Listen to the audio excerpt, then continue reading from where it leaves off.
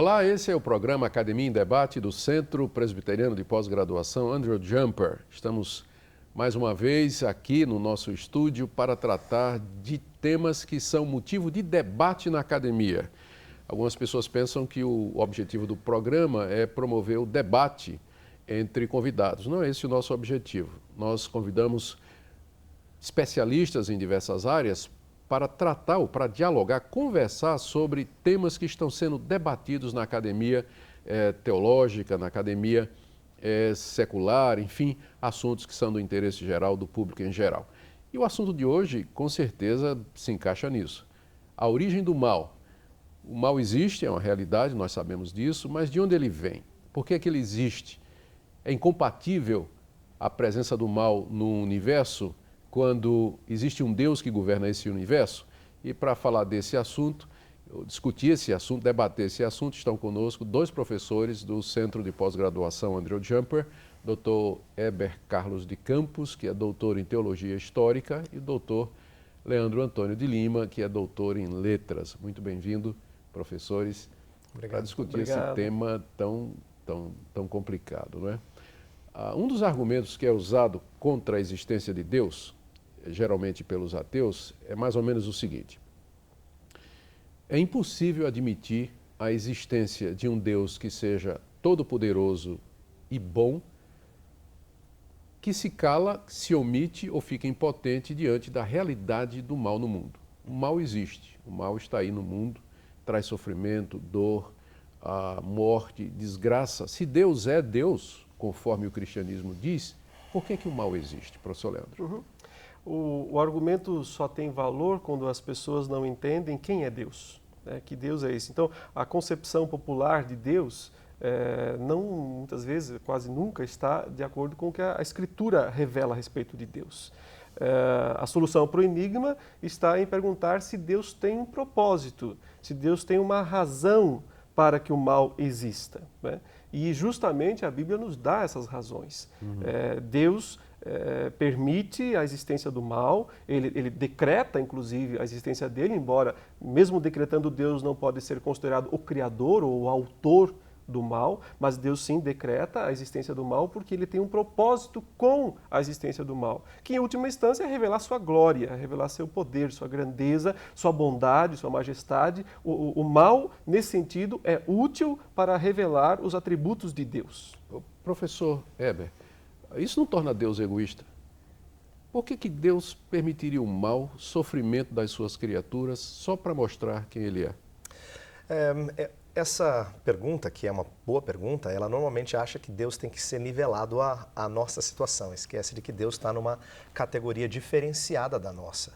Então, se nós falamos que Jesus Cristo revelaria as glórias do Deus triuno ao se encarnar e ao morrer por pecadores, a gente não está dizendo que Deus é egoísta, porque Deus está assumindo a dor de resolver o problema do mal sobre si e não para nós. Então, por exemplo, quando nós falamos com pessoas que têm a impressão de que o cristianismo, principalmente aquele de linha calvinista, coloca Deus numa situação ruim, a gente diz, olha, essa situação se torna muito diferente quando a gente olha para a pessoa de Jesus Cristo.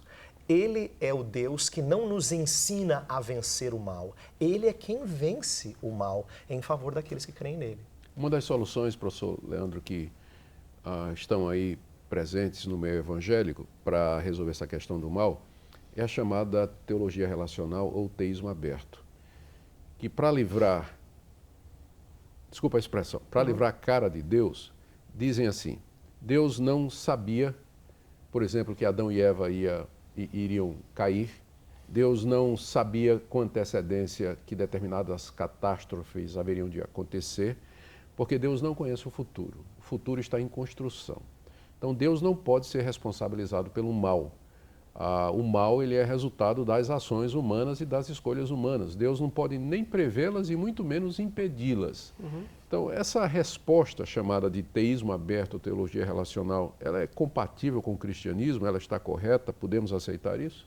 Na minha opinião, não. É totalmente incompatível, porque na tentativa de justificar Deus, de justificar a justiça de Deus, acaba rebaixando Deus, diminuindo sua sabedoria, sua soberania, seu conhecimento, seu poder e, de certo modo, não dando nenhuma garantia de que o futuro que Deus planejou, o novo céu e a nova terra, que é o fim, o escatom, venha acontecer, porque pode ser que nada disso aconteça, já que tudo está aberto, já que tudo é relacional. Então, não é uma solução bíblica, não é uma solução cristã. E eu diria que, além de rebaixar Deus, e eu concordo, professor Leandro, é incompatível com o próprio registro bíblico. Por exemplo, tem uma passagem muito conhecida dos cristãos que é dificílima de ser explicada. É uma das, tem outras. Dificílima de ser explicada por qualquer pessoa que adote essa posição. Como, por exemplo, Jesus Cristo prevendo que Pedro não só trairia ele, mas quantas vezes o faria e que seria antes do galo cantar. Num teísmo aberto, ou teologia relacional, que nega que Deus sabe as nossas livres escolhas no futuro, seria dificílimo explicar, e eu já li as melhores explicações dos chamados teístas abertos, e ela simplesmente é fraca, porque ela não corresponde a um Deus que sabe todas as coisas antes mesmo delas acontecerem. Salmo 139, tão querido nosso, ele sabe a palavra antes mesmo de chegar à boca. Ele conhece os meus pensamentos. Então, o conhecimento de Deus é muito maior do que esse colocado pelos teístas abertos. Algumas pessoas reagiriam ao que você está dizendo da seguinte maneira: bem, então, se o mal existe por decreto de Deus, determinação de Deus, ou no mínimo Deus sabia que tudo isso ia acontecer, de que maneira então eu posso ser responsabilizado pelo mal que eu faço? Okay. E é uma boa pergunta. Não é? Como é que a gente pode responsabilizar as pessoas pelo mal que elas cometem, pelo erro que elas fazem, se no final isso havia sido decretado por Deus? É importante lembrar que a Bíblia não deixa Deus de fora de acontecimentos malignos, vamos dizer assim. Vamos pensar tanto em mal no sentido de catástrofes, de doenças, que a gente chama de mal físico, sofrimentos em geral, quanto de pecados, que são males morais, né? Deus não fica de fora dessas coisas. Nós poderíamos citar exemplos. Isaías capítulo 10 é um texto clássico que fala que a Assíria seria levantada por Deus para castigar as nações e depois seria punida pela sua soberba, por achar que ela fazia isso pelo seu próprio poder, né? Eu falei da história de Pedro, Jesus Cristo antecipando o pecado de Pedro, dizendo que iria acontecer. Tem histórias no Antigo Testamento em que Deus fala que o filho de Davi deitaria-se com as mulheres de Davi depois dele. Quer dizer, Deus está não só adivinhando o futuro, ele está dizendo que vai acontecer, e em muitos casos ele diz: eis que eu faço isso. Ele fala: eu levanto os caldeus para Abacuque. O próprio caso de Judas. Exato. Né? É um caso clássico no Novo Testamento. Ele diz em Isaías 45, ele fala para o povo persa que entendia que tinha um Deus bom, um Deus mau, dizendo que ele era o criador de luz e de trevas, ele cria o bem e o mal. Em que sentido Deus está ensinando isso? Ele está mostrando que quando o mal acontece, Deus não fica só assistindo. Então, a maioria dos crentes tem uma saída para essa questão, dizendo: não, Deus permite, né? Ele é soberano, mas ele permite. Como se fosse só a Deus assistindo. Deus permitir alivia a responsabilidade dele nessa questão do mal? A questão é o seguinte: não só não alivia, como não corresponde com o registro bíblico. Não estou dizendo que a palavra permissão não possa ser usada de maneira qualificada, mas que ela não explica o porquê que Deus se coloca à frente de acontecimentos assim. Ele fala que ele vai fazer isto e vai fazer aquilo e fazer aquilo. Agora, a questão da responsabilidade. Quando a gente fala de mal moral, de nossas escolhas, é importante lembrar que Deus não nos torna responsáveis se nós somos autônomos, porque não existe autonomia na Bíblia. Não existe liberdade que seja totalmente separada do controle de Deus. Deus não é soberano só sobre algumas coisas, mas não sobre minhas escolhas. Deus é soberano sobre tudo, inclusive minhas escolhas. Então, a Bíblia nunca postula qualquer tipo de autonomia. Porém, ela fala que nós somos responsáveis porque nós sempre agimos em conformidade com nossas escolhas. Professor Leandro, como é que eu consolaria uma mãe cujo filho foi assaltado e baleado e morto? Como é que eu chego para aquela mãe e digo assim: olha, isso aconteceu, Deus decretou isso. Deus determinou isso? Que tipo de consolo alguém que acredita que Deus é soberano e que tudo que acontece está dentro do controle dele, como é que a gente consola uma pessoa a partir dessa perspectiva? O consolo não pode ir além da Bíblia, não pode, às custas da Bíblia, tentar consolar alguém. Eu acho que tem que tentar manter as duas coisas em harmonia, ou seja, todas as coisas foram decretadas por Deus, nada foge ao seu controle, ao seu conhecimento e à sua ordem, mas também seguem, né, de uma maneira harmoniosa no plano de Deus, as escolhas humanas, as ações humanas, a responsabilidade humana. Então, não se pode, digamos assim, para tentar consolar, fazer que Deus seja o responsável pelas atitudes. Suponha que a própria pessoa pode ter culpa na sua morte por uma atitude errada, equivocada. Eu entendo que nós não podemos abandonar sempre os dois aspectos bíblicos que mostram tanto a grandeza de Deus, a soberania de Deus, quanto a responsabilidade humana, as ações humanas, a liberdade humana dentro da sua natureza, dentro do seu agir livre conforme a sua natureza. Precisa manter essas duas coisas, né? E eu diria que esse é o momento em que o Deus de toda consolação entra em cena. 2 Coríntios 1 fala do Deus de toda consolação que nos consola para consolarmos outros. É importante a gente entender isso, que existem desastres, que existem tragédias, que existem assassinatos nesse mundo, nós sabemos. Deus não diz que isso está acontecendo e ele perdeu o controle. Ele é um Deus que nos consola agora com vistas à esperança do porvir, mas nós podemos ter consolo agora, porque quando o nosso coração está colocado em redenção futura e plena em Jesus Cristo, as dores de agora elas são pequenas, diz Paulo a Romanos, né? Comparado às coisas que Deus tem reservado para nós. Então é claro que esse consolo faz sentido quando as pessoas conhecem a Jesus Cristo e encontram nele esperança para ter esse problema solucionado. Porque eu diria da seguinte maneira, para fechar, o problema do mal tem solução? Tem. Jesus Cristo é a solução. Quando? No fim de todas as coisas.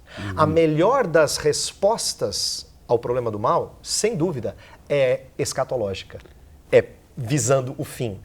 Por ora, nós aprendemos dessas coisas e colocamos nossa esperança nessas coisas e cremos nelas para que nós tenhamos mais entendimento e façamos sentido delas perto do fim, quando as coisas forem consumadas. Ainda assim, a questão da origem do mal continua sendo uma questão, eu não diria sem solução, mas onde nós teremos que dar respostas qualificadas. A Bíblia diz com clareza de onde vem o mal. Nós trataremos desse assunto depois do intervalo. Fique aí, até daqui a pouco.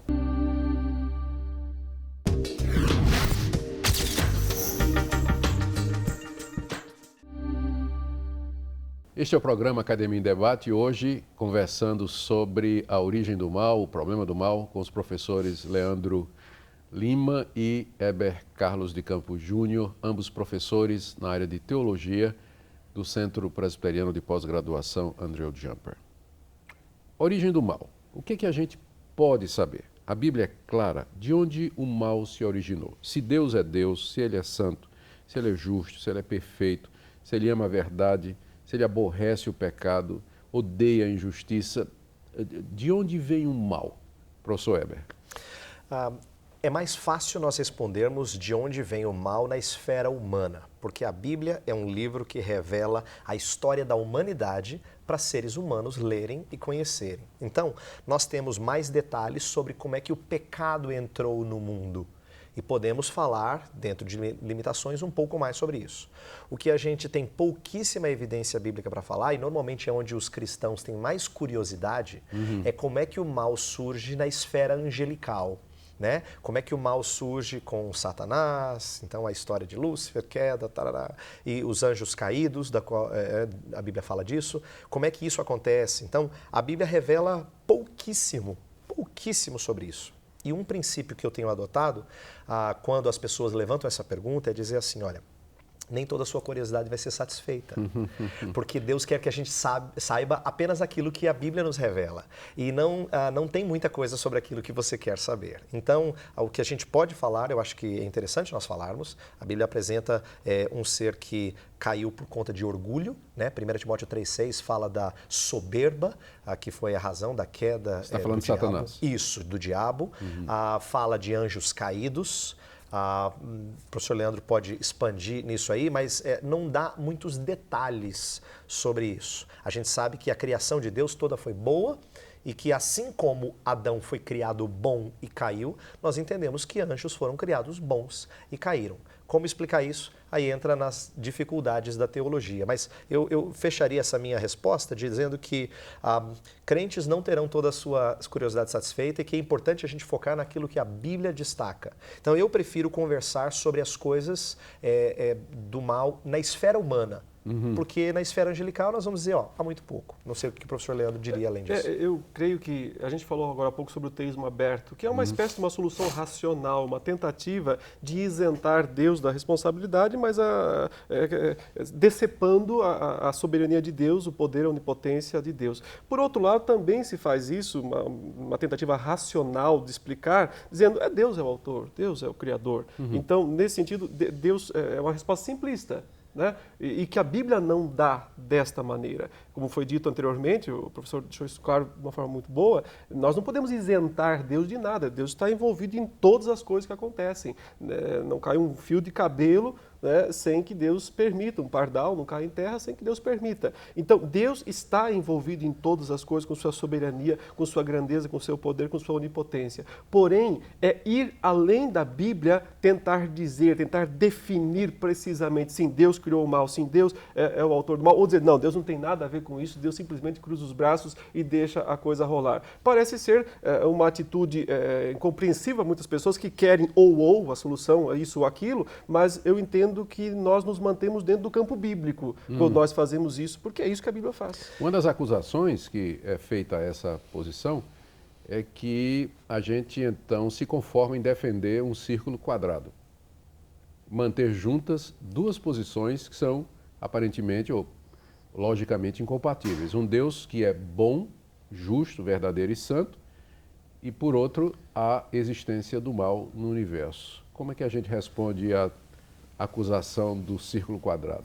Ou do quadrado redondo? Eu creio que não há contradição em sustentarmos a soberania divina e a liberdade de seres angelicais e humanos de fazerem o que querem fazer e fazerem o mal por espontânea vontade. Quando eles fazem porque querem. Porque querem, claro. A Bíblia nunca esconde isso. Inclusive, quando fala do pecado, em que ela revela muito mais claramente o pecado humano, quando Adão por e causa Eva da cobiça. Quando Adão e Eva caíram, eles caíram porque escolheram e porque quiseram ou porque Deus tinha decretado? Então, esse que é importante. Não é um ou outro. São as duas coisas. Sempre são as duas coisas. Biblicamente, vamos falar de algo que a gente sabe. Quando Pedro negou a Jesus Cristo, isso já estava decretado. Tanto é que Deus não adivinha futuro porque ele antevê. O futuro não existe. Ele faz acontecer porque ele escreve essa história. No entanto, Pedro fez por conta do seu temor de não querer se colocar a favor ou do lado de Jesus Cristo em meio àquela pressão toda. Então, o ponto é mostrar que não é um ou outro. E sustentar essas coisas não é contraditório. Há várias outras doutrinas bíblicas que podem parecer contraditórias, mas não são. A gente defende trindade, que são 3 pessoas em um só Deus. Aparentemente, as duas naturezas de Jesus Cristo, ele é plenamente Deus, plenamente homem, o que parece incompatível, mas é interessante, eu tenho dito isso onde eu tenho a oportunidade de ensinar, que nessas outras duas doutrinas, ninguém diz, isso é irracional, nenhum evangélico típico diz isso é irracional, não vou aceitar. A trindade é irracional, ninguém diz isso. O que pega é a questão da soberania divina e da liberdade humana. Por quê? Porque fere a gente. Porque as pessoas querem se polarizar, né? Ou entre uma e outra. Eu quero dizer o seguinte, por conta da liberdade que parece estar em jogo, uma liberdade que as pessoas gostariam que fosse autônoma, isto é, sem Deus ter qualquer supervisão sobre isso, é que elas ficam então feridas. Então elas dizem, eu não consigo sustentar essas duas coisas, são incompatíveis. Mas esses cristãos que normalmente falam isso, não chegam para mim e dizem assim, eu não consigo sustentar que Jesus Cristo é Deus e homem. Elas são incompatíveis. Não, eles não têm problema com isso. Então o problema não é tanto de racionalidade, é porque fere um desejo, uma disposição nossa de defender o chamado livre-arbítrio. E uma pergunta dos nossos telespectadores que não quer calar a essa altura. E livre-arbítrio existe ou não? Então, isso é importante a gente conversar. E eu diria o seguinte, a Bíblia fala de liberdade para agirmos como nós quisermos, né? Como nós quisermos, sempre de acordo com quem nós somos interiormente, que é a nossa disposição. Então a Bíblia também diz que aquele que está acostumado a pecar não consegue livrar-se disso. Ela fala que aquele que tem o Espírito Santo de Deus é habilitado pelo Espírito a fazer aquilo que é santo. Então nós sempre agimos conforme a disposição do nosso interior. E por conta dessa resposta, a gente diria que o ser humano tem liberdade para agir livremente. O que ele não tem liberdade para fazer? Para agir contrariamente à sua natureza. Então, em teologia, a gente diz que só Adão, nesse sentido, ele foi singular, conseguiu ser santo interiormente e agir contrariamente à sua natureza. Mas todos nós hoje, quer crentes ou descrentes, sempre agimos em conformidade com a disposição do nosso coração. Isso é que é livre-arbítrio. Isso é liberdade. Isso é A gente normalmente chama de livre agência. O que eu costumo dizer é que quando nós conversamos sobre liberdade humana, nós temos que definir os termos. Se alguém quiser dizer que livre-arbítrio é agir do jeito que eu quiser, então todo mundo tem livre-arbítrio. Mas se livre-arbítrio é eu poder fazer algo contrário à minha natureza, então não temos não livre-arbítrio. existiria o livre-arbítrio Não então, existe. né? Tá certo. Professor Leandro, uma questão muito levantada com relação à origem do mal é que o mal tem origem naquele momento, já foi tocado antes, mas eu queria explorar um pouco. O mal tem origem naquele momento em que Satanás, na verdade não era Satanás naquela altura, mas um anjo, Lúcifer talvez, usando da sua liberdade, ele resolve ser igual a Deus e então se volta contra Deus, tenta tomar o controle do universo e Deus o castiga. E que as passagens usadas para isso, e elas geralmente são usadas como base para defender essa teoria da origem do mal, é o livro do profeta Isaías 14 e Ezequiel 28.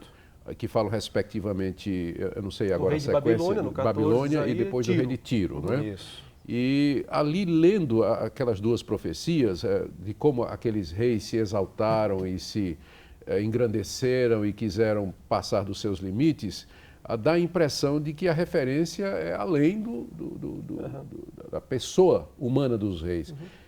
É claro isso, nós podemos usar Isaías 14 e Ezequiel 28 como sendo uma descrição da queda de Satanás e, portanto, da origem do mal na história humana? Na minha opinião, diretamente não.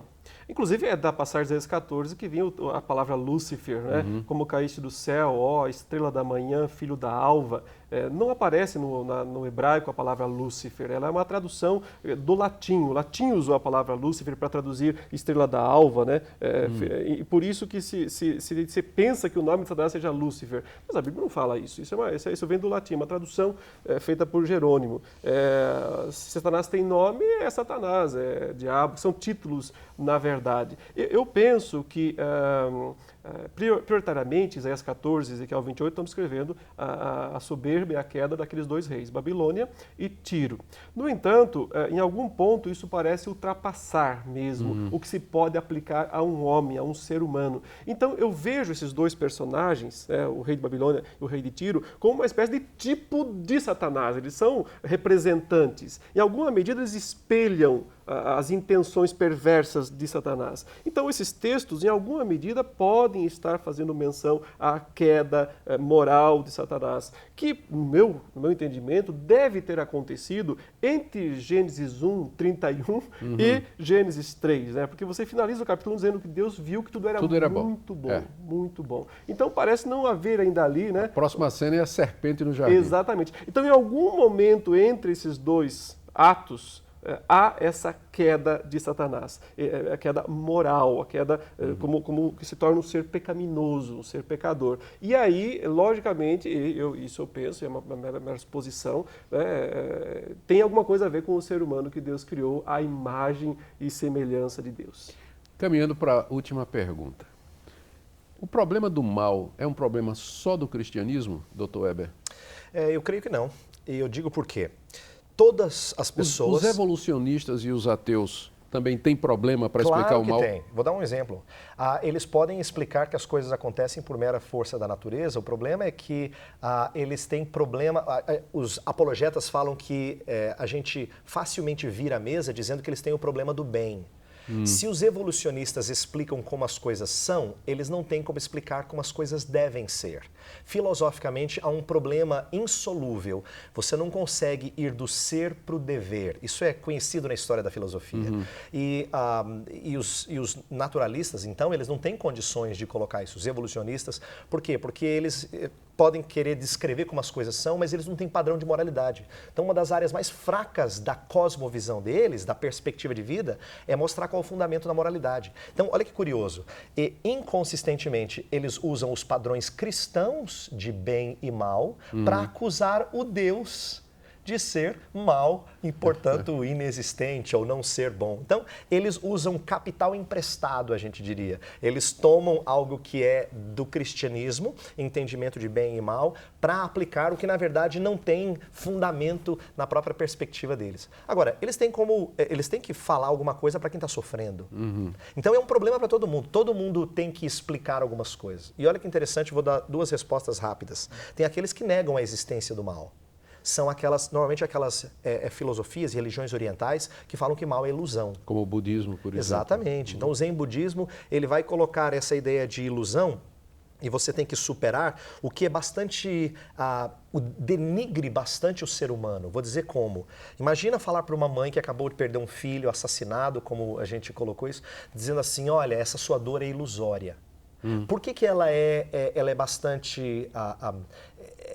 ela denigre a mãe, porque ela está dizendo que o amor que a mãe tem pelo filho, e portanto a dor, ela é proporcional ao amor. Se a dor é ilusória, então o amor tem que ser ilusório. Não pode haver apego àqueles que nós temos mais próximos de nós. Então, é um problema seríssimo você falar do mal como ilusão, ou você colocar como Deus não sendo bondoso, e assim por diante. Então, é um problema para todo mundo. O cristianismo tem a revelação do próprio Deus, a revelação do próprio Deus, sobre como é que a gente crê nessas coisas, ainda que elas nos pareçam confusas. Tá certo. Eu diria que tem essa solução final para o mal. O cristianismo tem isso. Agora, a origem em si, embora nós tenhamos muitas coisas reveladas na Bíblia, em última instância, a gente não deve ter medo de dizer que é um mistério de Deus. Sim, verdade. Faz parte da sua grande soberania, do seu poder, e que nós não temos condições de penetrar totalmente nesse mistério. Mas uma certeza nós temos é que um dia Jesus Cristo triunfará sobre todo o mal e que a sua glória e o seu reino se estenderão sobre toda a terra e que o estado eterno, glorioso, do bem haverá de ser estabelecido no nosso planeta e no cosmos. Essa é a nossa esperança e essa é a mensagem que nós trazemos para você. Muito obrigado, doutor Leandro, doutor Eber, pela participação. Obrigado a você do nosso programa Academia em Debate, que ouve o nosso programa Academia em Debate. E fique no aguardo, porque semana que vem nós teremos mais uma edição desse programa. Muito obrigado. Até lá.